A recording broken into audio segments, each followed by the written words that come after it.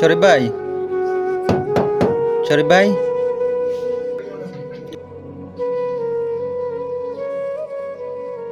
ভাই জুতা লয়ে ঢুকছেন কেন? জুতা বাইরে তৈয়ান ভাই, জুতাটা বক্সের মধ্যে লাইকে তৈয়ান।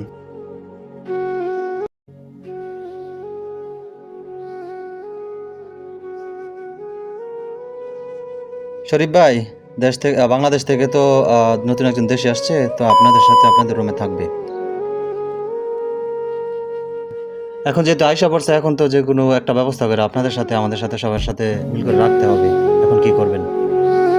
হ্যাঁ ভাই, নিয়ে আসছেন তাতে সমস্যা নাই। দেখেন রুমের ভিতরে আমাদের এই থাকা কষ্ট, খানা কষ্ট। এখন এরে কি এখন কি করবেন ভাই? আয়সা পড়ছে যেহেতু বাংলাদেশ থেকে, এখন তো মিল টিল করে খাইতে হবে, তাই না?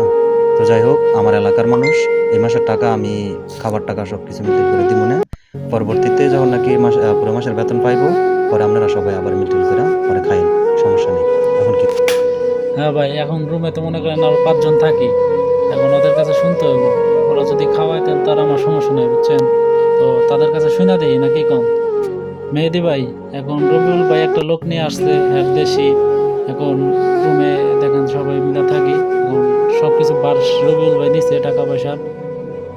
আর আপনি যেহেতু বড় ভাই, সেহেতু রবিউল ভাই আনছে, সবাই সম্মিলিতভাবে যেটা ভালো মনে হয় ওইটাই করেন।